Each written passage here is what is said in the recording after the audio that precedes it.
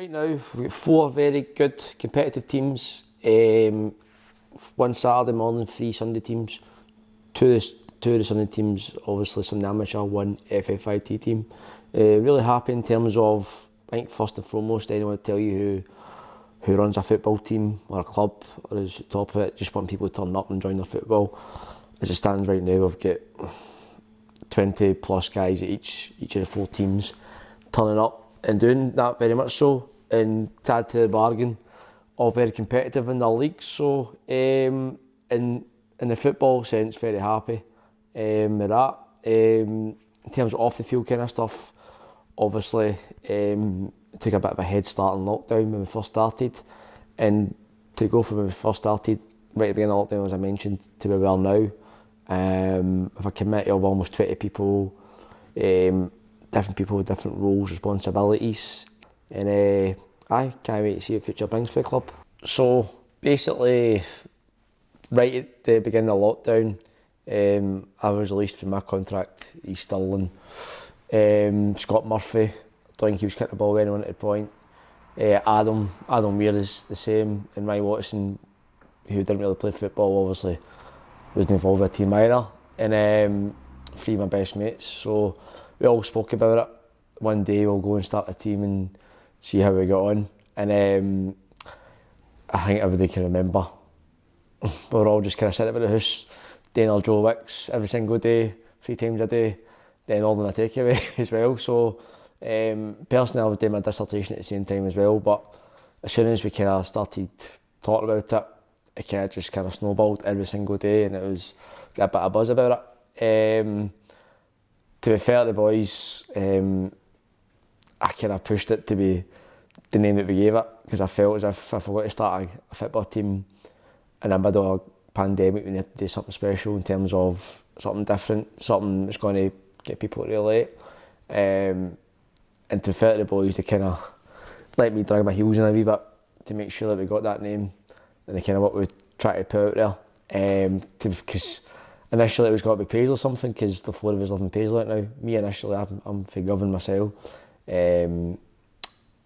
But the rest of the boys are for Paisley and for sure. But we thought, to make sure we can get a name out there and stand out with the badge as well, we thought 𝐶𝐮𝐤𝐞𝐬 would have to do. We kind of thought it was catchy as well, nickname being Dukes and stuff like that. And obviously the badge is iconic as well. So we went ahead of it, and the first kind of steps were just basically try to get into a league to take us, try to find out how you actually run a football team. And initially it was a bit tough, because you're trying to figure out what is involved. Is it insurances? Is it just getting money in? How do you do it? But eventually, the 4 of us, we kind of think we are kind of clued up in terms of kind of backgrounds. Myself, being to uni and stuff like that as well, being involved with football all my life. Adam, obviously quite high up in the work he does in terms of running a company pub, and Ryan Watson as well, being he's actually a proprietor Frisco right now.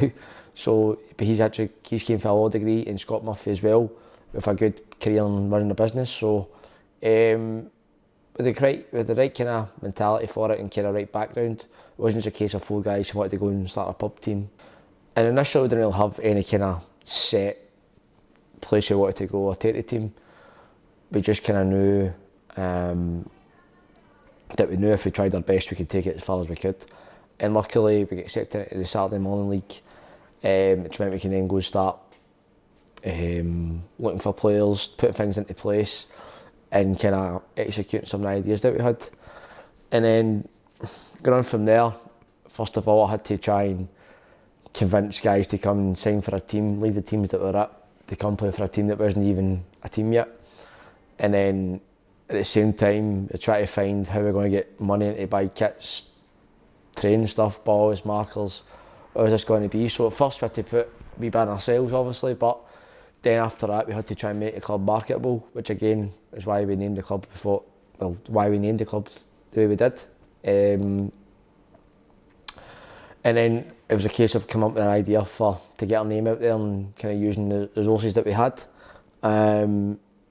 Initially, I think back then as well, it was just social media. and obviously it's a big tool for any kind of business, so I thought, why would we be any different? So we used different methods and different kind of ideas that we had back then to get our name out there, even just things like using competitions to get people just seeing the club Facebooks, the Twitters and stuff like that as well.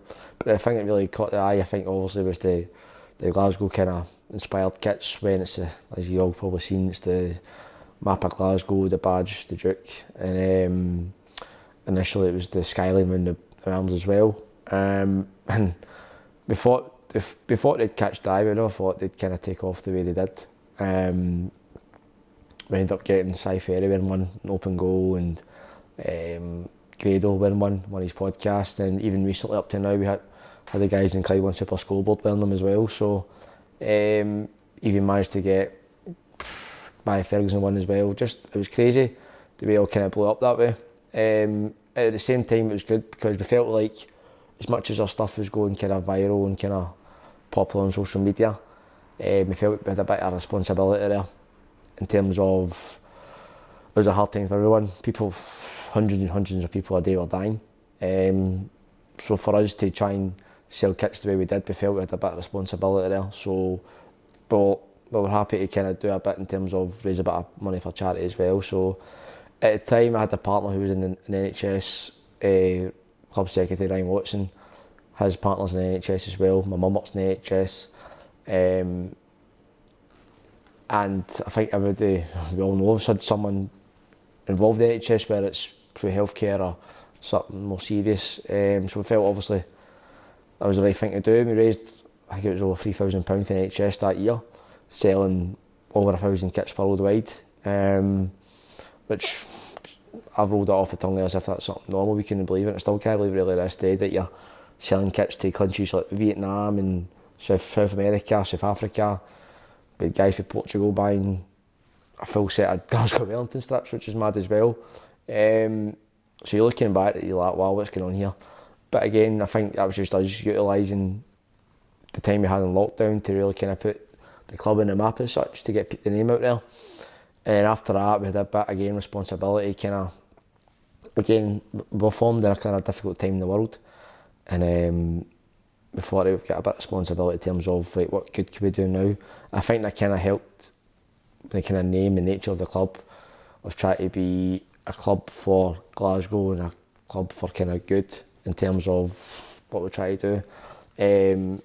We've obviously got to be careful in terms of how we do it, because you don't always just want to do things for the sake of just looking good and sounding good and being good on social media. Like, I'm sure the guys would tell you, you always try and have a duty care of our players and stuff like that as well. But the kind of club we want to be is welcome, inclusive to anyone. And I think that's important. The club, on the club constitution at the bottom of it, it reads, we are a club for all of Glasgow. And that's the way we want to be going forward. So yeah, it was good. After kind of lockdown kind of happened, you probably remember, it was a case of 12 people at a time, no contact, and had to sanitise your footballs every time someone touched it with their hand. No water bottles. It was just crazy. And it was quite tough at the start as well, because starting any new team's hard enough, but it was quite difficult because you're getting people from far away. I obviously had a squad of players I wanted to sign.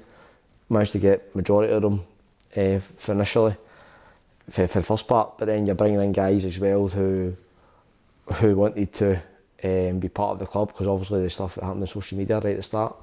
But it was a bit of a tough start. The first game that we ever had was a friendly against Western Common Star, and it was a weird feeling. Obviously, I decided, well, between me and the four boys who started the team, we kind of decided I'd be the manager to start off with and see how it went. And then we lost the first game 11-1, so it wasn't really the best kind of start for myself. But for the guys who were there on the day, it was a case of putting guys just on the part and see how it went, because guys hadn't kicked the ball in 5-6 months at that point. Mueller had only had one training session, I think, before that too. So, and at the time we were playing against one of the better teams in the setup, so we took a bit of a doing that day. I think I even scored an own goal I think a few other boys did as well. So bit of a doing, and to be fair, a lot of the guys could have walked away at that point there and went and played for better teams or bigger teams, but majority of them stuck with us, so which was good. As the weeks went on there, this is, I talk about now pre-season, but it was weird thinking it was like September 2020, but obviously pre-season get moved forward that year because of the COVID. But eventually we get training sessions together, get guys down, we got a bit fat and stuff like that. Played a few games, won a couple of games as well, and then about October 2020, the second lockdown happened, and that was us kind of kiboshed again till after, I think it was May 21 before we even got out to kick a ball again as a group. So then you've got to just keep people in touch there for like 7-8 months to get us going again. But again, we used that time to kind of help set up the club, kind of other aspects, make sure that we're kind of still being productive. We came up with a third kind of kit in that time to raise money at Christmas time for Glasgow's 𝐃𝐮𝐤𝐞𝐬 𝐓𝐡𝐞 charity, which we managed to raise a bit of money for as well. So on top of that, we obviously put plans into place there for what we're going to do once we came out of lockdown, set up for the future, which are kind of come to fruition now. Once we came out of lockdown again, so I felt, well, obviously at this point it has been more normal, but initially again it was the same old, you can only play certain games in a postcode. You can't have guys in Glasgow and Paisley in the same team because infection rates, X, Y and Z, all that crazy stuff that was going on. And then eventually we got a team together again. I'm lucky enough to get a lot of the boys to stick around. We signed Scott Reid, 𝐷𝐸𝐴 who people know him. It's just a guy for still game, but to be fair to him, he came in, he was good for us. Good boy to have in the changing room. He took a lot of stick in the football park because of who he was, and I don't blame him for maybe getting a bit heated sometimes because it must be hard, but he done well and he was good for the club to have it at the short time that we had him. Obviously a few other guys come into the club as well since then. Guys like Lewis Hawk, Peter Werlerson, a few guys that are left as well, but we've managed to attract still some good guys that have played at a decent level as well that are still with the squad.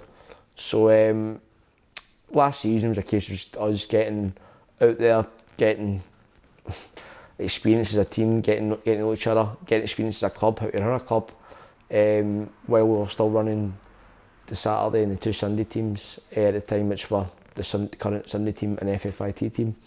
So for our first season, it was a bit of a kind of learning curve for us all. Myself, Scott, Ryan Watson and Adam, in terms of how to operate. And it would have been a lot easier to do the one team, but again, through the demand that we had through the social media, through all the exposure that we had, with a lot of people interested in just getting back into football. And again, touching on what we set the club up to be, we always wanted to give people a chance to get back into football, and I think the way the world, again, touching on it, football was a good tool for people to start on their journey to getting better. So at the same time, we also started the Sunday amateur team and the FFIT team, football fans and training team. And up until this point have been a brilliant addition to the club, major success. The Sunday team itself, managed by Scott Murphy too, had a great year last year. I think they were a point off winning the league, got out a semi-final, and only lost that semi-final on penalty kicks. So great season for them last year. FFIT team initially, it was myself who took the team.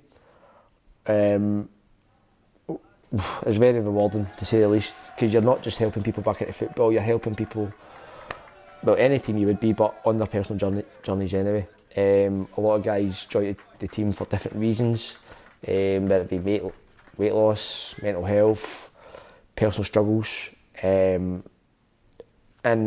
for them, a lot of people before they joined Glasgow 𝐷𝐸𝐴 hadn't spoke to Andy in X amount of months, and hadn't left the house, and hadn't had human interaction. So it was a massive thing for a lot of people coming into the club at that point, especially FFIT, with guys who never played football before, and luckily they're still with the club up to this point. So that is a measurement in itself. It's a good success for us to say we've helped people like that so far. The FFIT was funny because with guys, again, like I was saying, who've hadn't been out the house during lockdown and stuff like that, come back in. And it was myself who kind of started the journey there in terms of the management. But again, I knew I was going to be able to sustain the two teams in terms of Saturday and FFIT. But it was good to get guys back on the grass, mingling with guys. Had them down at Victoria Park on the grass down there. Had them doing laps and workout stuff like that as well. And had a wee bit of laugh with them and making bets over Jaffa cakes and stuff like that. It was good. And to see where they've came to from then, to not playing football to now, playing competitive football in the Warriors League, the weight loss league, it's phenomenal really. Especially again, we spoke about people joining the club for different reasons. And each of our team have individuals with their own kind of problems that, like we all do, football helps them escape it. And to be a part of that again is rewarding itself. We've got guys who went through divorces, have habits they need to get rid of as well, and we've been lucky enough to maybe help them as well on that journey too. Off the back of that as well, we felt it was important to make certain kind of relationships with initiatives like 𝐃𝐮𝐤𝐞𝐬 and Back On Side that helped get players the support they needed, and a bit of, not just from them but as a team, because we had a couple of nights where we'd arrange with Back On Side and 𝐃𝐮𝐤𝐞𝐬 where we'd meet as a team and the guys would come down and talk, and we end up getting a lot of guys' help, which is good in itself. But I think that helped bring the team together, because of there's certain situations where guys would say, like, can we go for a drink together tonight? Not as a drink in a session, but to meet up, talk about things. And I think that's been the biggest reward for FFIT itself. And it's good to see these relationships building. And again, and I've said this to the guys in FFIT, they are the essence of what we want to build our club on. Like, it's alright saying we want to win trophies, we want to do this, that and that, but for what they are and what they bring to the club and what they bring to their sessions, what they bring to each other, is what we build our club on. Being inclusive, supporting each other, help each other in their day-to-day struggles, being there for each other. And every single day, and we're all in WhatsApp group chats, but honestly, it's filled with like 300 messages, and it can be different topics. It can be football, it can be what's on the telly, it can be what's going on in the Parliament, or whatever, any subjects you can. It's good to see all these different guys with different walks of life talking. But again, if something was to happen, everyone's there for each other, and that goes for all teams as well. You see that, but I think again, the FFIT has been pretty special, and the fact that we've got them into such a good league now for that kind of mantra and the kind of mindset is they're supported, without teams like Denny Warriors, Edinburgh Giants, just to name a few. That league is built for that kind of setup, which is perfect for them. So they get a bit more out of it rather than just playing a game on Sunday now. But yeah, I'm looking forward to see where that group can go, because they've already won a bit of silverware this year with Obi, so it'll be interesting to see how they do in this league this year and how they kick on. We opened dialogue back in the summer with the SPFL Trust about potentially having us officially affiliated with them and their FFIT programme, which they run for free for football fans across Scotland. We're hoping to have that officially confirmed soon, probably after the new year, given everything that's going on in the world right now. But it'd be good to have that officially put to their name, affiliated with the SPFL, with all the other professional teams in Scotland. To have our name affiliated with RM would be pretty special, given we've all been running for 2.5 years, so hopefully we can get it over the line in the coming months.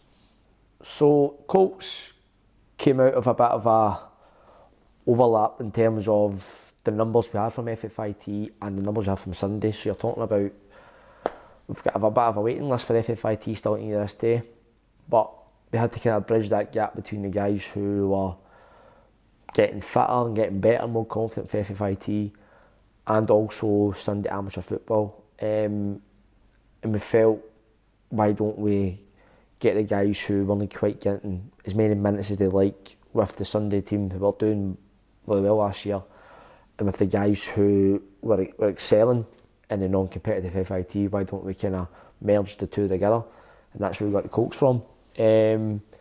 And so far, it's worked well. The 𝐾𝐮𝐤 is managed by Jamie Henschel, who was a graduate of the Dukes FFIT. Again, excelling in his role in the management job there. Guys take to him really well. He's harsh but fair on them. He runs it really well. For the club, again, to have another team is pretty daunting. It's having a fourth team starting in only the second season, but again, the hard work that it paid off in the first year or so in lockdown helped us set up for it. And again, we organised it well, and credit to Jamie, Gordy, Dave, and even Peter Wellerson, who plays with him.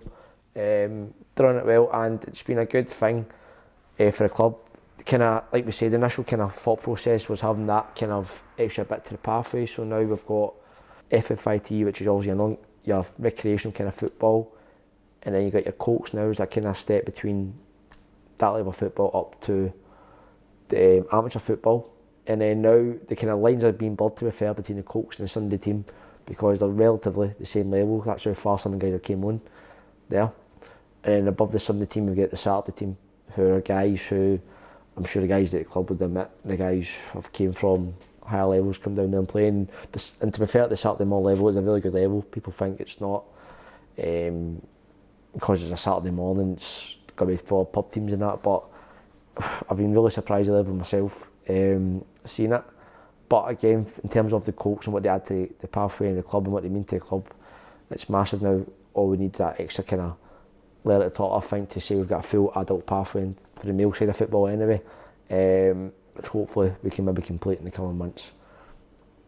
Recently we've managed to kind of start the club restructure in terms of the committee. A lot of people see myself on the social medias and stuff like that, and even doing this interview, but there's a lot of guys who take their time and effort day in, day out, even once a week, have wee meetings with myself in terms of how the club runs. There's roughly 20 people in the committee now, who will all have daily dialogue on how the club's run, where the teams are going, what a club can do better, what needs to be done better. We've recently implemented a few guidelines within the club in line with the SFA quality matter stuff that we've done. So it's not just the four of us guys now that are, say, at the top of it, but there's 20 guys now who, again, it's as simple as having a WhatsApp group, but we'll meet because we all train at the same place down at Greenfield. It's good to have that dialogue there, and when you speak to someone, they're the same park as you, and we speak to them.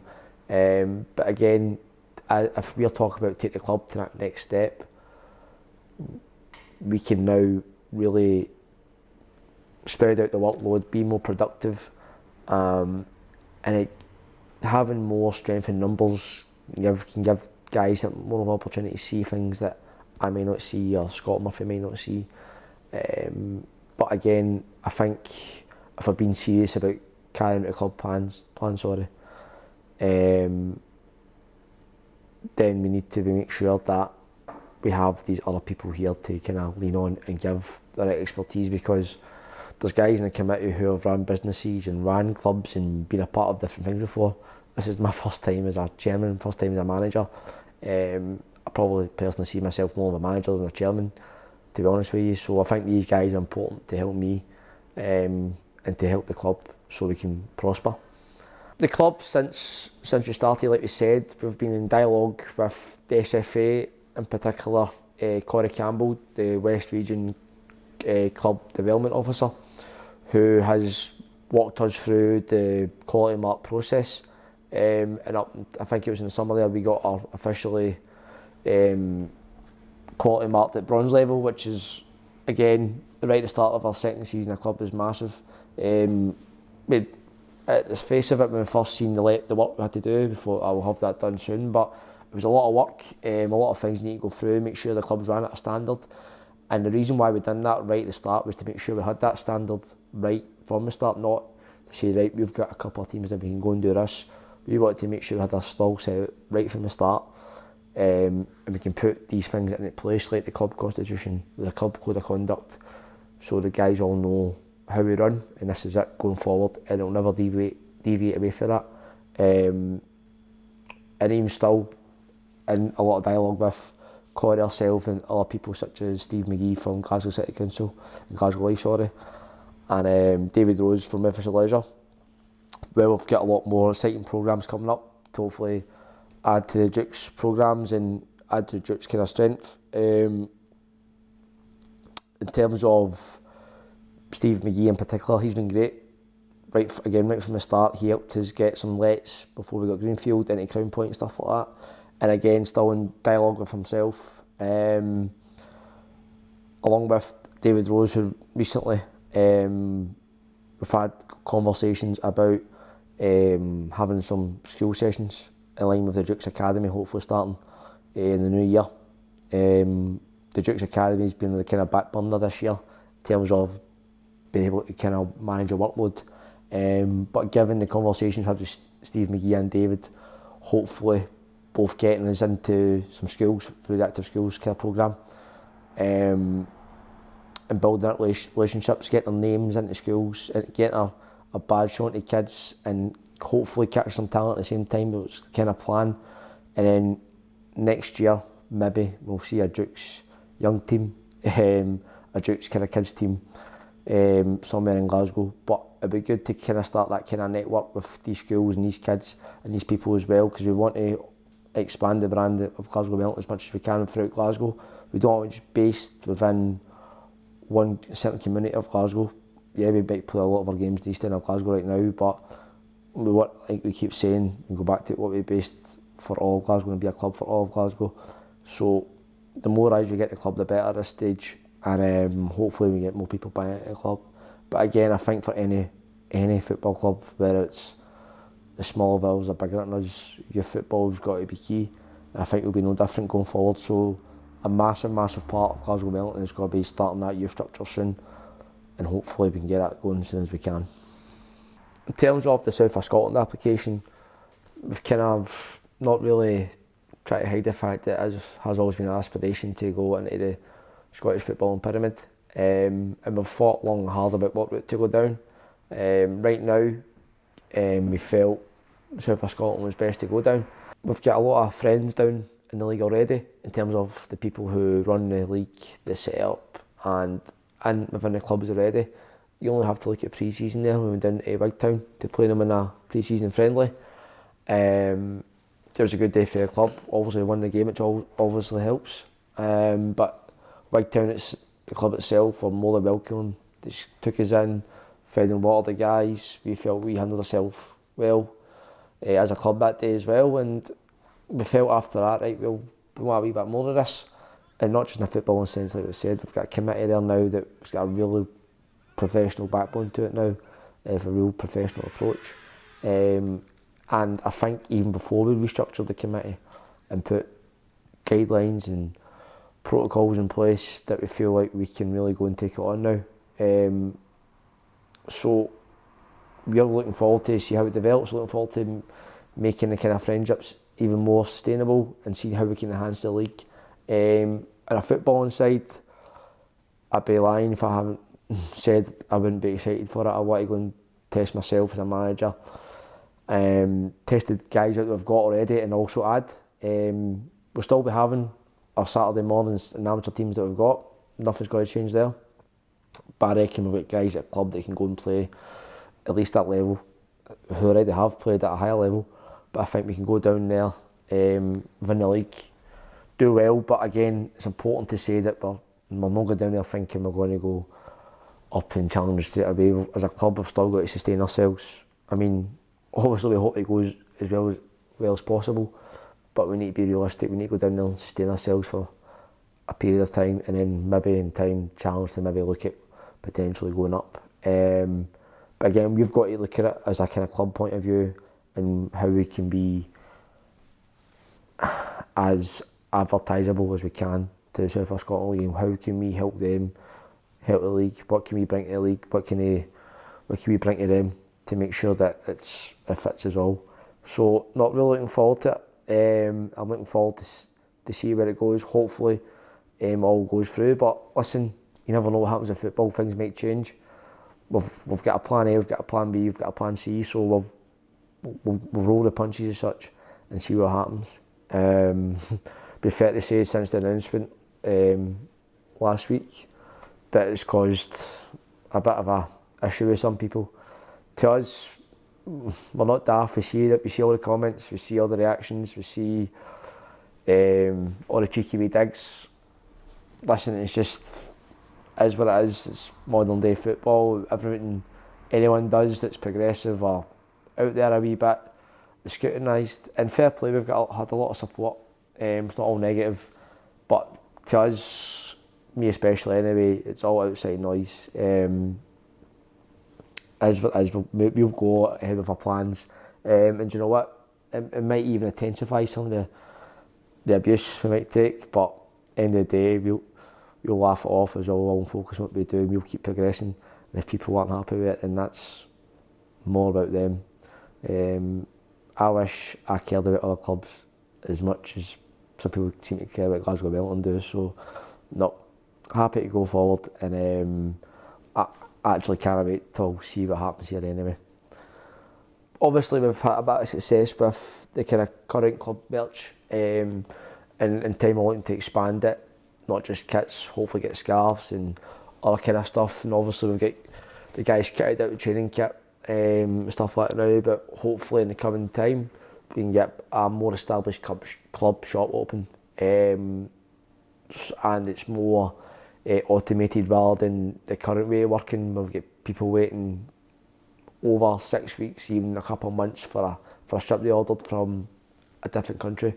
And we know it's not ideal because, again, we rely on these guys as well. If we lose kits or shorts, stuff, we've got to wait months for replacements. And it just, again, I think once we get it sorted in terms of a new deal that will close to agreeing, it'll be more professional, more kind of automated like we've mentioned, and then people can see that to up their game in that sense. We can understand the harm it's caused in terms of people might not want to go and buy another Glasgow Wellington top because of the wait they had for the last one. So that's something we need to address. Well, we are in the process of addressing now, and I think it's important that we get a manufacturer that's respected within the game. In terms of my own future, I mean, obviously some people might have seen a few comments flying about social media again in terms of what I'll be doing going forward. Right now I'm fully committed to the club right now. Again, rumours will fly about. People say good things, people say bad things, but right now I'm fully focused on what's going on in the club here. I wouldn't be sitting here doing this if I wasn't. I have to say, but I'm an ambitious boy. I'm doing my UFAB licence right now, as people know.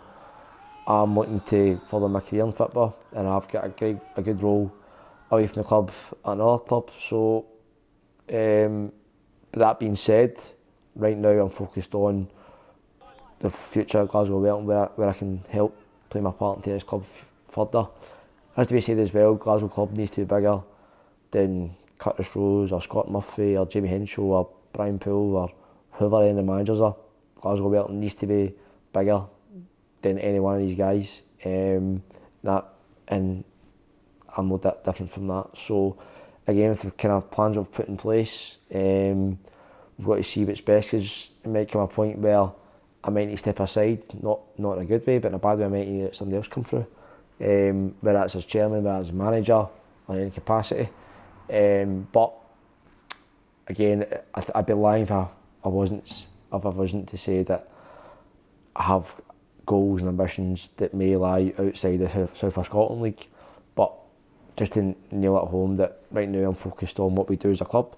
And again, as I spoke about it earlier, I'm excited to see where we can take it, and not just for myself or even just the Saturday boys or the South of Scotland League. I'm excited to see where the Colts go and how the FFIT goes and how the Sunday boys go, because there's a lot of good guys at this club, not just guys who run it, guys who turn up and pay their fees every month, the guys who turn up every Thursday night when it's soccer outside and freezing cold, the guys who turn up on a Sunday morning, the guys who work for each other. So I'm really excited to see how far we can take it. So that's all I'm thinking about right now in terms of that. And it's not just talking about being the exciting stuff in terms of guys win this Saturday are applying to certain leagues or applying to certain things, and or the kind of stuff in the face of it that might be exciting, the stuff that you get back in terms of seeing guys, if it is losing weight or scoring a goal that have never played football before or not been part of a team before, and just seeing guys go through their own journeys is just as rewarding as a 3 points on a Saturday. 'Cause again, we're talking about the club being there for people and helping people. That's all we can be doing. As long as that's going on, never mind South of Scotland leagues or junior leagues or whatever the club may go on to do in a football part, as long as the club's doing that, it's doing its job. If no, then it's not doing its job. And then right now, that responsibility falls on me. Because it's myself and the boys that we're doing this route of starting the team and making sure that's the mantra of the club. And if I ever let my focus deviate for that, then I'm doing everyone at the club a disservice. So I've nothing on my mind in a footballing sense, or looking at any other teams or any other opportunities that might come up rather than Glasgow Wellington. And that's the way it will be until something better comes along for Glasgow Wellington other than Curtis Rose. The club future itself, like we say, we want to push up high as we can through the pyramids. I think we don't want to jump too high too soon, as you mentioned, but I think right now is the right time to kind of look at that. We want to establish ourselves as a football club, not just an amateur football club, as a proper football club. And then with that, we need to look at the other kind of roads we can down as well to get more people within Glasgow and the West of Scotland back into football. So whether that be women's football, over 35s, walking football, different types of football. We've always spoken about the 𝐶𝐿 Academy, but we need to think about how we can keep expanding and keep being a tool, a resource for people to, one, get enjoying their football, but two, feeling better about themselves. And as a whole, that's what we kind of want to pride the club on. We want to make sure, yes, it's a football club, we want to be competitive, we want to have a winning mentality throughout the club, but this, as you mentioned earlier on, the staple hold of the club is to help people feel good about themselves and be inclusive, and hopefully the club continues to do that, because if we don't, the club's not doing its job, and that's what it is at the end of the day.